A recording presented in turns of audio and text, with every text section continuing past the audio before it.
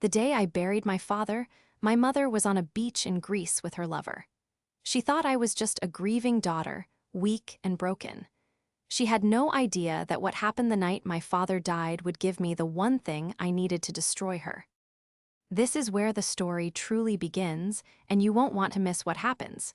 Make sure you're subscribed to see it through to the end. We're always curious. Where in the world are you all watching from today? Let us know in the comments. The polished wood of my father's casket felt cold under my trembling fingers. It was a frigid, gray November day, and the damp air clung to me, seeping into my bones. Every breath was a fresh agony, a reminder that my father, Mark, the only person who had ever truly seen me, was gone. I stood alone at the front of the church, a 28-year-old orphan in a black dress, receiving condolences from people whose faces blurred through my tears. The one person who should have been standing beside me, my mother Diana, was absent. She had called me 2 days before, her voice strangely thin and distant. "Sophia, darling, I simply can't," she'd whispered. "I'm emotionally overwrought. I'm in pieces. I've had to get away to grieve in isolation." I'd pictured her at a spa, or perhaps a silent retreat. I'd felt a flash of resentment, but it was quickly drowned by my own overwhelming grief. At the somber reception held at my aunt's house, I was huddled in a corner, clutching a cup of tea I couldn't drink. My Aunt Clara, my father's sister, sat beside me. She was a retired nurse, practical and grounded, and she watched me with my father's kind, observant eyes. "Sophia," she said, her voice low and tight with an anger I didn't understand. "There's something you need to see." She handed me her phone. On the screen was a public social media post. My mother, Diana, was on a scenic balcony overlooking the sparkling Aegean Sea. She was wearing a white sundress, her face tan and relaxed, her hair lifted by a gentle breeze. She was smiling, raising a glass of wine in a toast. Standing beside her, with his arm possessively around her waist, was a man I recognized. Julian, her financial advisor. The caption, posted by him, read, "To new beginnings with my queen, savoring the sunlight in Santorini." The date stamp was from 2 hours ago, during my father's funeral. The teacup slipped from my hand, shattering on the floor. The hot liquid scalded my legs, but I felt nothing. My mother wasn't grieving. She was celebrating. The betrayal was so absolute, so cold, it burned away my tears and left a void. The shock was a physical blow, knocking the air from my lungs. My mother wasn't just absent, she was on a romantic vacation. While I was eulogizing my father, she was toasting a new beginning. A cold fury, unlike anything I had ever known, began to bloom in the pit of my stomach. It was a chilling, clarifying anger that cut straight through the fog of my grief. Suddenly, 1,000 tiny, unsettling details from the past few months clicked into place.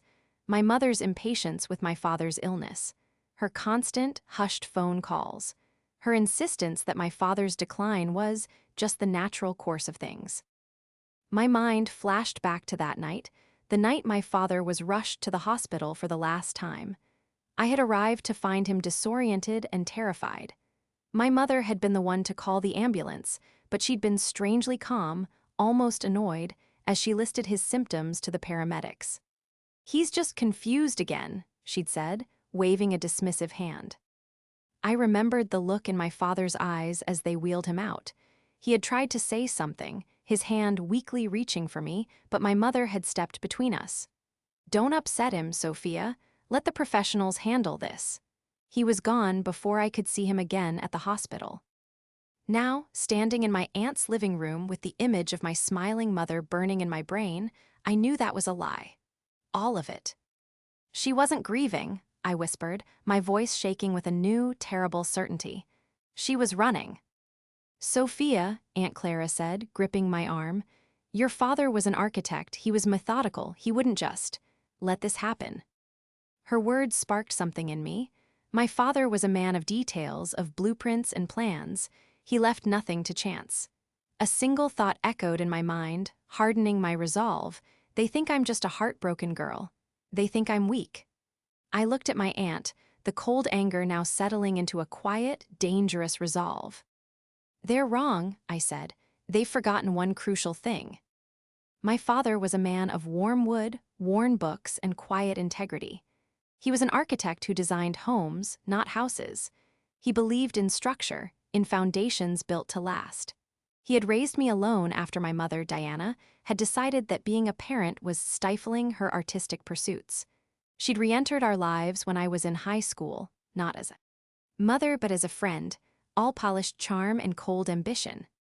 She ran a high-end art gallery, a world of sterile white walls and overpriced, abstract sculptures. She valued image above all else. My father, with his gentle nature and love for simple things, had always been a quiet disappointment to her. Yet, he had loved her, foolishly and completely, right to the very end. About 6 months ago, Julian entered the picture. He was introduced as Diana's new financial advisor. He was everything my father was not: slick, polished, with a blindingly white smile and a suit that probably cost more than my car. He spoke in vague, impressive terms about leveraged assets and portfolio diversification. I disliked him on sight. He had a way of looking at our family home not as a place of memories, but as a set of coordinates on a zoning map. He was always whispering to my mother, his hand on her back, guiding her away from my father. My father's health had declined sharply after Julian arrived. He, a man who loved hiking, suddenly became frail, plagued by dizziness and extreme fatigue. The doctors were puzzled, blaming a vague, cardiac issue that didn't respond to treatment. During this time, Diana's behavior changed. She became my father's sole caregiver, fluttering around him with a newfound, theatrical devotion. "Don't you worry your head about a thing, Mark," she'd coo, handing him his pills. "I'll handle all the finances from now on. You just rest."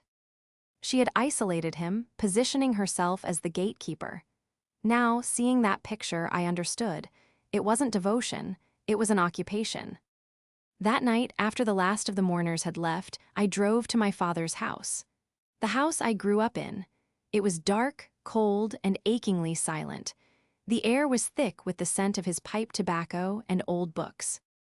I bypassed the living room and the kitchen, places my mother had redecorated in her cold, modern style. I went straight to his office. It was the one room she'd never touched. It was his sanctuary. My gaze landed on his desk, specifically on the worn, leather briefcase tucked beside it. My mother had dismissed it just last week. "It's just old work papers, Sophia. We'll throw it all out later."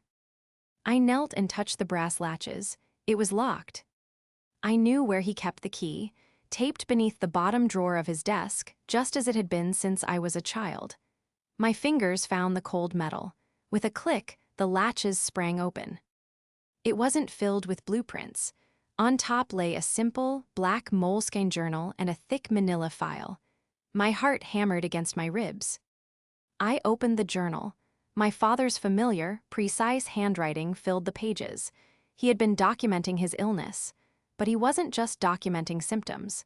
He was documenting his suspicions. July 14, Diana Seams, eager for my checkups. Julian was here again. She insisted on a meeting about estate planning. Seemed odd. August 2, new medication. Diana insists on administering it herself, says I'm getting forgetful. I feel worse, so dizzy. September 10, Julian made a comment about the life insurance. How did he know about the policy? I grabbed the manila file. Inside was a copy of his life insurance policy, and a change of beneficiary form dated 6 weeks ago. My name had been crossed out. Diana was now the sole beneficiary. My blood ran cold. I flipped back to the journal, my hands shaking. The final entry was from that night, the night he went to the hospital. October 28, she gave me the pills an hour ago. My heart is pounding. Can't feel my fingers. Dizzy. This isn't the illness. It's her. If anything happens, it wasn't the illness. It was her, Sophia. I sank to the floor, the journal in my lap. The room spun. He knew, and he was trying to warn me. The clever trap wasn't a complex legal document. It was his words, a father's final, desperate message to his daughter. I immediately called Aunt Clara. She arrived in 20 minutes, her face grim. I didn't speak. I just handed her the journal and the policy. She read, her nursing background allowing her to see the truth I had only felt. "These symptoms," she said, her voice trembling with rage. "The dizziness, the heart palpitations, the numbness. That's not his heart condition, Sophia. This sounds like an overdose. A specific, non-cardiac medication." "What do we do?" I asked, my voice hollow. "We don't get mad," Clara said, her eyes turning to steel. "We get organized." The next morning, we were in the office of my father's longtime lawyer, Mr. Harrison. He was a stoic man who had known my father for 30 years. He read the journal, his face hardening with every page. "This is a very serious accusation, Sophia," he said. "And this," I said, placing the printed-out photo of my mother and Julian in Greece on his desk, "is the grieving widow." That was all he needed. He made 2 calls. The first was to a private investigator. The second was to his own team, to quietly freeze any asset liquidations in progress. I used my own skills as a research librarian to dig into Julian. It was frighteningly easy. He had no real online footprint, no professional licenses. He was a ghost. The PI called back within 24 hours. "The man you know as Julian is named Arthur Vance," the investigator said. "He's a con artist, specializes in wealthy, middle-aged women. He has a history of fraud charges in 3 states. I felt sick. My mother wasn't just having an affair, she was a mark, or worse, a partner. That evening, I called her. She answered on the 3rd ring, her voice bright and airy. "Sophia, darling, is everything all right?" "I was just calling about the insurance paperwork," I said, my voice deliberately flat. "Mr. Harrison needs to know who the beneficiary is." A pause, the brightness vanished. "Well, that would be me, obviously," she snapped. "Mark and I agreed. Why are you bothering me with this now? I'm grieving." "It's just strange," I said, letting the silence hang. "Because I was the beneficiary until 6 weeks ago." "How dare you?" she shrieked, the mask falling. "You're just like your father, always counting pennies. I am his wife, it's my money." She hung up. The poorly executed lie, the immediate, vicious defensiveness, it was all the confirmation I needed. She wasn't a victim. She was an accomplice. The PI's full report landed on Mr. Harrison's desk the next day. Julian Arthur Vance was worse than we thought. He wasn't just a fraud. He had 2 previous fiancées who had died suddenly, leaving him everything. Both cases had been ruled accidental. "He's a predator," Mr. Harrison said, his face ashen. "And your mother, she's either his next victim or his partner in crime." "She's his partner," I stated. The phone call had erased all doubt. Her greed had made her sloppy. Mr. Harrison's legal team discovered that Diana and Julian had already begun liquidating my father's assets. They had sold his stock portfolio and were in the process of putting the house, my childhood home, on the market. They were planning to run. My grief, which had been a heavy, suffocating blanket, now felt different. It was cold, hard, and sharp-edged. It was a weapon. I would not let them tarnish my father's memory. I would not let them get away with this. "The journal is compelling," Mr. Harrison said, "but it's circumstantial. Her defense will say he was a sick, confused old man. We need something irrefutable." "The toxicology report," Aunt Clara said, her voice quiet. "When he was in the hospital, they would have run one." Mr. Harrison shook his head. "They would have tested for standard things, but not for this. We need a new sample." A wave of despair hit me. He was already buried. "No," I whispered, an idea forming. I thought of his office, his sanctuary. I pictured him sitting at his desk, running his hand through his hair as he thought. "His hairbrush," I said. "It's still in his desk drawer. I saw it last night." Within an hour, Mr. Harrison had arranged for a private lab to courier the hairbrush for testing, using the journal's mention of new medication as a guide for what to look for. The wait was agonizing. 2 days later, the report came. Mr. Harrison called me, Aunt Clara, and the police to his office. He laid the single sheet of paper on the table. "They found it," he said, his voice grim. Lethal, non-prescribed levels of digoxin. It's a heart medication, yes, but in these doses, given his actual condition, it would induce the exact symptoms your father described. Heart palpitations, dizziness, and eventually cardiac arrest. It's not a mistake, it's murder. My mother and Julian returned 3 days later. They must have been alerted by the bank when their asset transfers were blocked. They walked into my father's house as if they owned it, which they believed they did. They were both tanned, dressed in expensive, casual clothing. Julian was carrying 2 designer suitcases. My mother looked annoyed, as if this was all a tedious inconvenience. They were not expecting to see me. Aunt Clara, Mr. Harrison, and 2 uniformed police officers waiting for them in the living room. "Sophia," my mother said, her eyes narrowing. "What is this? What is going on? And why are they here?" "They're here for you, Diana," I said. My voice was calm, clear, and cut through the silence of the room.